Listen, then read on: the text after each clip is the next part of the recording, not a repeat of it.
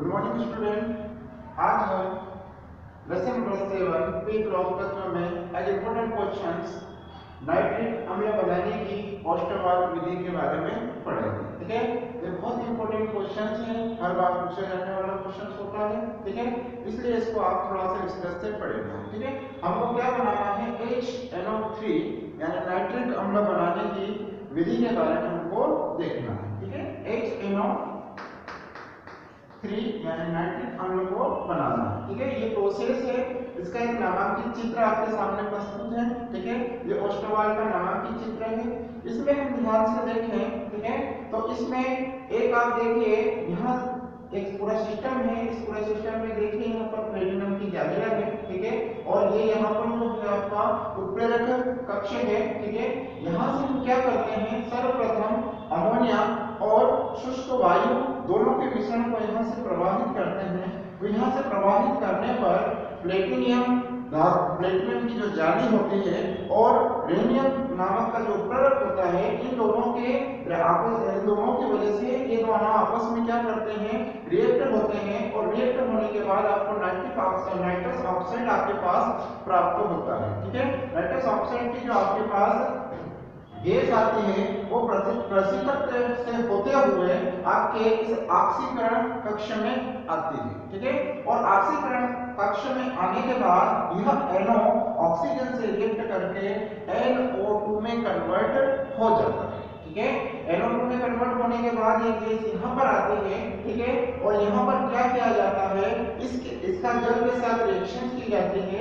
और जब जल के साथ रिएक्शन की जाती है तो हमारे पास क्या प्राप्त हो जाता है, नाइट्रिक अम्ल प्राप्त हो जाता है। अब हम इसकी कुछ रिएक्शन देखिए कि रिएक्शन किस प्रकार होती है। तो यहाँ पर देखें हम, तो यहाँ पर सबसे पहले आपको NH3, ठीक है, जो कि गैसेस है हम वहां पे ले रहे हैं। ठीक है, इसके साथ हम क्या कर रहे हैं, ऑक्सीजन को ले रहे हैं। ठीक है, और इनमें उत्प्रेरक का काम कर रहा है वो प्लेटिनियम या फिर रेनियम, दोनों में से एक इसका काम कर रहा है। ठीक है, और हम यहाँ पर लगभग 500, ठीक है, लगभग कितना आपका 500 केल्विन टेम्परेचर का यूज कर रहे हैं। तो यहाँ पर हमारे पास क्या प्राप्त हो रहा है, 4NO है ना, और +6H2 हमारे पास प्राप्त हो रहा है। यानी कि आपके पास यहाँ पर क्या प्राप्त हो जाता है, सर्वप्रथम हम रिएक्शंस करेंगे तो हमारे पास क्या हो जाएगा, NO प्राप्त हो जाएगा। फर्स्ट स्टेप हमने यहाँ पर देखी।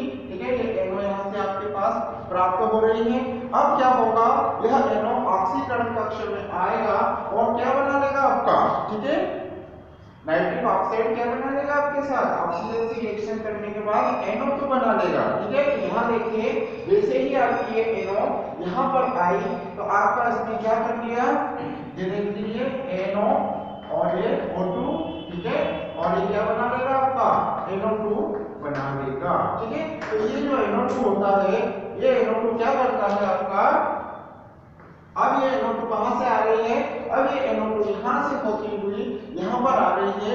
इसमें एक जल, जो कि जल का एक छिड़काव है, यानी जल के साथ रिएक्शंस कर रही है। ठीक है, तो यहां पर हम देखें तो हमारे पास क्या आ जाएगा, NO2 इस पानी से रिएक्शंस करेगा तो हमारे पास देखिए NO2, ठीक है, ये NO2 आपका क्या कर दिया, पानी के साथ रिएक्शंस कर रहा है। ठीक है, और आपके पास क्या बना रहा है, HNO3 का निर्माण कर रहा है। ठीक है, और साथ में वापस क्या आ रही है आपके पास, NO गैस आपके पास प्राप्त हो रही है। तो यहाँ देखें हम, तो यहाँ पर आपको वापस क्या हो रहा है, NO प्राप्त हो रहा है, जो कि वापस सिस्टम में चली जाती है और वापस क्या होती है आपके, इसी प्रकार से NO वापस क्या करती है, ऑक्सीजन से रिएक्शंस करती है और आपके पास NO2 प्राप्त होता है। पुनः NO2 क्या होता है, इसके साथ क्रिया करके आपका नाइट्रिक ऑक्साइड बनाता रहता है। ठीक है, तो ये नाइट्रिक अम्ल जो आपका है बनाने की ओस्टरवाल विधि है। ठीक है, इसका आप ध्यान से देख लेना। ठीक है, ये NH3 से ऑक्सीजन रिएक्ट करके NO बनाती है, NO ऑक्सीजन से रिएक्शंस करके NO2 बनाती है और NO2 पुनः क्या करता है, वाटर से रिएक्शंस करके आपका HNO3 यानी नाइट्रिक अम्ल का निर्माण करती है। ठीक है, ये प्रक्रम पुनः चलता रहता है।